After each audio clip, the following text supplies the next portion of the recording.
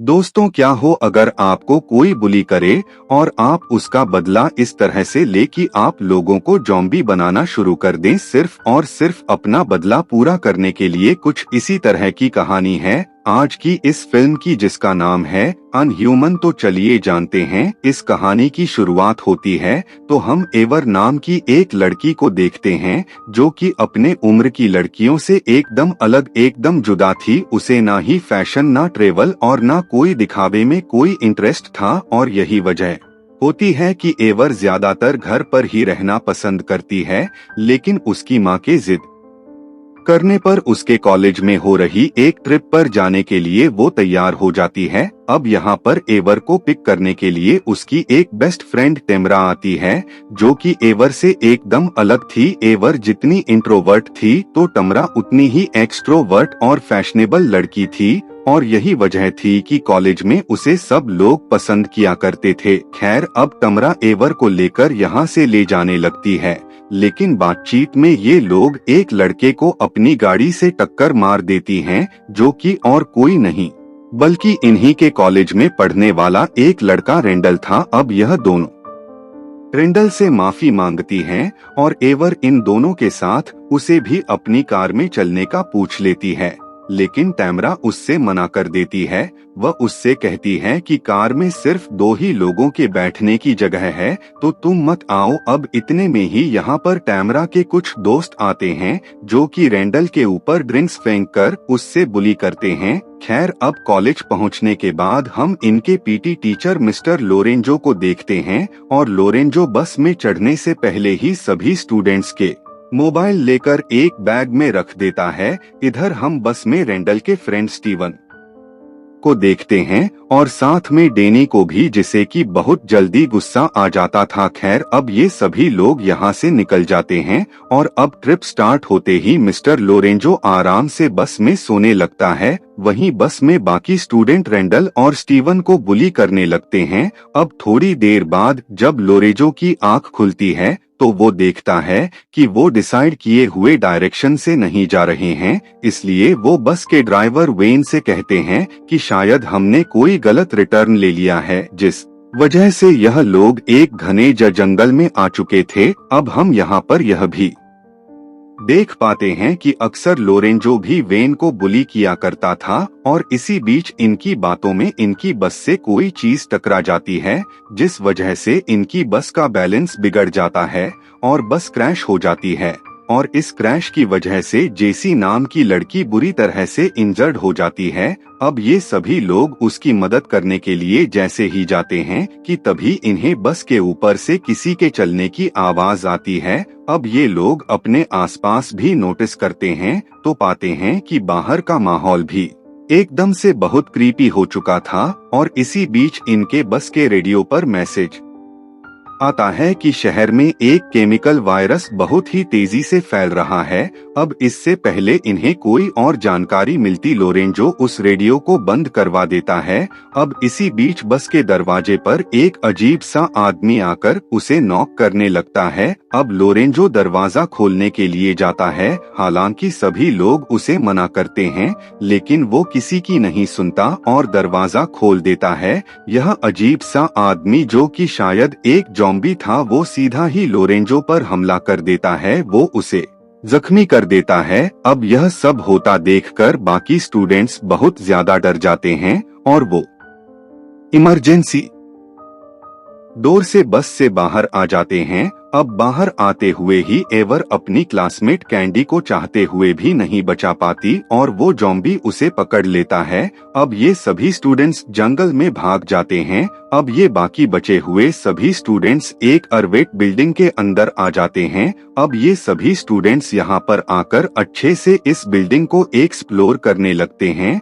और इस जगह को देखकर ऐसा लग रहा था जैसे ये किसी पागल साइको किलर के रहने की कोई जगह हो। अब इसके बाद ये सभी स्टूडेंट्स मिलकर यहाँ के सारे खिड़की दरवाजों को अच्छे से सील कर देते हैं, लेकिन तभी एवर देखती है कि कैन्स किसी तरह से उस जॉम्बी से बचकर बाहर आ चुकी थी। अब एवर सभी लोगों को उसके बारे में बताते हुए कहती है कि हमें उसे अंदर लाना चाहिए, लेकिन ये लोग उसे चुप करवा देते हैं क्योंकि बाहर वो जॉम्बी खड़ा हुआ था। अब सभी के मना करने पर भी एवर कैंडेस को आवाज लगा देती है, जिस वजह से वो जॉम्बी कैंडेस पर अटैक करके उसे अपने साथ लेकर चला जाता है। अब ये देखकर एवर दरवाजे से बाहर जाने लगती है, लेकिन इससे पहले ही बस का ड्राइवर जॉम्बी बनकर उस दरवाजे को तोड़कर अंदर आ जाता है। और इसी बीच यहाँ पर वो दूसरा जॉम्बी भी पहुंच जाता है। अब एवर किसी तरह से अपने बाकी सभी साथियों को अपने साथ लेकर एक रूम में पहुंच जाती है, जहां आकर ये लोग उस डोर को अच्छे से बंद कर लेते हैं। लेकिन अब पीछे से बहुत सारे और भी जॉम्बी इनकी तरफ बढ़ने लगते हैं। अब इंट जाकर उन जॉम्बीज से फाइट करने लगता है और वहीं स्टीवन एक दीवार तोड़कर इन सभी को वहां से बाहर निकालने लगता है। अब डेनी भी हंट की मदद करने के लिए उन जम से फाइट करने लगता है, लेकिन उसकी आंखों के सामने ही वह जॉम्बी हंट को अपनी तरफ खींच लेते हैं। अब डेनी भी उस वल की मदद से वहां से बाहर निकल जाता है और उस जगह को कवर करके ये लोग दूसरी जगह पर पहुंच जाते हैं। अब डेनी हंट को ना बचाने के गिल्ट में एवर्स से बहसबाजी करने लगता है। अब ये सभी लोग काफी फ्रस्ट्रेट हो चुके थे, इसलिए ये एक दूसरे पर ही अपना गुस्सा निकालने लगते हैं। लेकिन तभी ये सभी लोग नोटिस करते हैं कि इनके आसपास रखे मैनिक्वेन्स उन्हीं की तरह ही ड्रेस अप करे हुए थे, जिसका मतलब यह था कि किसी ने पूरी प्लानिंग के साथ ही इन लोगों को यहाँ पर ट्रैप किया है। अब इससे पहले ये लोग और कुछ समझ पाते कि वेन यहाँ पर पहुंचकर इन सब पर अटैक कर देता है। अब स्टीवन किसी तरह से हिम्मत दिखाते हुए वन को काबू करता है। वो उसका सर फोड़कर उसकी जान ले लेता है। यहाँ पर स्टीवन की पर्सनैलिटी पूरी तरह से चेंज हो गई थी, यानी कि जहाँ सालों से सभी स्टूडेंट्स उसे बुली किया करते थे, आज उसी ने इन सब की जान बचाई। वहीं यहाँ पर एवर को कुछ यूज सिरेंजेस मिलती हैं, लेकिन वो उन्हें यह सोचकर इग्नोर कर देते हैं कि शायद वनर ड्रग लेता था। तभी यहाँ पर अचानक से एनी की तबीयत खराब होने लगती है, क्योंकि जॉम्बीज से लड़ाई करने के बीच ही उसे किसी जॉम्बी ने काट लिया था। अब देखते ही देखते यहाँ पर डेनी काफी अग्रेसिव हो जाता है और उसकी आवाज सुनकर इस तरफ एक जॉम्बी बढ़ने लगता है। वो जॉम्बी सीधा अपने साथ डेनी को लेकर बिल्डिंग से नीचे गिर जाता है। यह देखकर इन सभी को लगता है कि शायद अब ये दोनों मारे गए, लेकिन थोड़ी ही देर बाद डेनी कुछ अजीब सी पोजीशन के साथ खड़ा होता है और जंगल की तरफ भाग जाता है। यह देखने के बाद ये सभी लोग प्लानिंग करने लगते हैं और यहाँ पर रेंडल कहता है कि मदद आने तक हमें इसी जगह पर रुकना चाहिए, लेकिन एवर इन सभी से कहती है कि दोस्तों, हम बिना खाने और पानी के यहाँ पर ज्यादा देर तक नहीं रुक सकते, इसलिए हमें बाहर जाकर खुद के लिए मदद ढूंढनी ही होगी। दरअसल बस के अंदर इन सभी के फोन रखे हुए थे, जहाँ जाकर ये अपने लिए मदद बुला सकते थे। अब बाकी सब लोग उसकी बात नहीं मान रहे थे, इसलिए वो तय करती है कि वह अकेले ही जाकर इन सब के लिए भी मदद ले आएगी। अब एवर यहाँ पर बिना किसी के बात माने यहाँ से जा रही थी, लेकिन स्टीव उसे रोक लेता है। अब स्टीवन के काफी रोकने के बाद भी एवर नहीं मानती और अब इसीलिए स्टीवन भी उसके साथ चला जाता है। खैर, अब किसी तरह से ये लोग बस तक तो पहुंच जाते हैं और इन्हें वोल्फ्स का बैग भी मिल जाता है, लेकिन उसमें अब वो सारे फोन टूटे हुए थे। अब इसी बीच एवर बस में लगे रेडियो को नोटिस करती है और उसे प्ले करने पर बाकी सभी जगह पर एकदम नॉर्मल पॉडकास्टिंग चल रही थी। यहाँ पर एवर को पता लगता है कि इस रेडियो में एक टैप लगी हुई थी, जिससे प्री रिकॉर्डेड मैसेज बार बार प्ले हो रहा था। अब यह सुनकर इन लोगों को पूरा यकीन हो जाता है कि किसी ने इन लोगों को यहाँ जानबूझकर फंसाया है और इतने में ही पीछे से स्टीवन एवर को इंजेक्शन लगाकर उसे बेहोश कर देता है।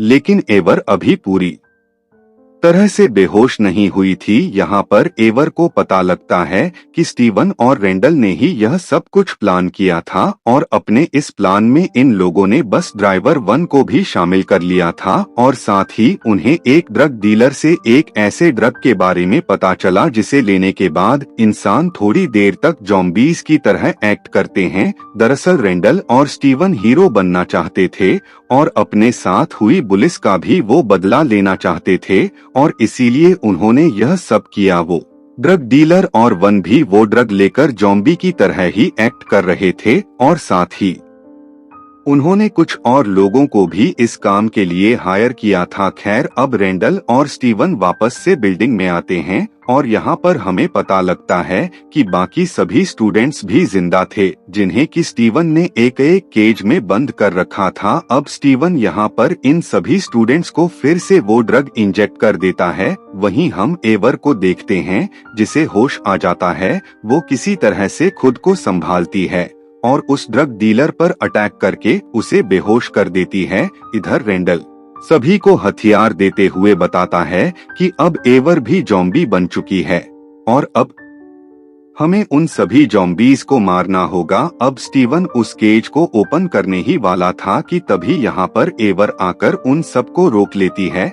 अब एवर यहाँ आकर इन सभी को इन लोगों के प्लान के बारे में बता देती है कि किस तरह से ये लोग अपना बदला लेने के लिए हमें मारना चाहते हैं और अब डेनी भी इसमें एवर का साथ देता है। अब यह सारी बातें सुनकर टैमरा रेंडल पर अटैक कर देती है और स्टीवन को भी डेनी और हंट मिलकर केज के अंदर खींच लेते हैं। अब इसके बाद काफी देर तक फाइट करने के बाद एवर किसी तरह से रेंडल को काबू में कर लेती है और इसके कुछ देर के बाद इस ड्रग का असर भी इन लोगों से खत्म हो जाता है। अब थोड़ी देर के बाद ये सभी स्टूडेंट्स इस जगह से सही सलामत बाहर निकलते हैं और अंदर इन लोगों ने रेंडल, स्टीवन और वेन को बांध रखा था। खैर, अब हम देखते हैं कि ये सभी स्टूडेंट्स उस बस में बैठकर यहाँ से निकलने लगते हैं और यहाँ पर लोरेंजो भी जिंदा था। अब इसके बाद हमें मूवी के पोस्ट ऑफिसर इनसे कहते हैं कि क्या तुम यह काम एक बार फिर से कर सकते हो, जिसका सीधा मतलब यह था कि अब पुलिस सरकार इन्हें अपने काम क्रेडिट सीन में दिखाया जाता है जहां पर पुलिस ऑफिसर रेंडल और स्टीवन से इस ड्रग के बारे में बात कर रहे थे और यहाँ पर वो के लिए यूज करना चाहती है और साथ ही यह हिंट भी कि इसी कॉन्सेप्ट पर शायद हमें आगे और भी इस फिल्म के पार्ट देखने को मिले। लेकिन यह कहानी, यह फिल्म अब यहाँ पर इसी के साथ एंड हो जाती है। दोस्तों, वैसे देखा जाए तो इस फिल्म का कॉन्सेप्ट तो काफी अच्छा था, सिवाय इस फिल्म की प्रेजेंटेशन को छोड़कर, क्योंकि असली ज़ॉम्बी बनना तो एक फिजूल की बात लग सकती है, लेकिन इंसानों को इस तरह से एक्सपेरिमेंटली मॉडिफाइड करके ज़ॉम्बी बनाया जा सकता है, जैसा कि हमें इस फिल्म में दिखाया गया है कि यह लोग एक ड्रग की मदद से इन लोगों को कुछ समय के लिए ज़ॉम्बी बना देते हैं, लेकिन बाद में वो वापस इंसान भी बन जाते हैं। बाकी दोस्तों, आपकी इस फिल्म को लेकर क्या राय है,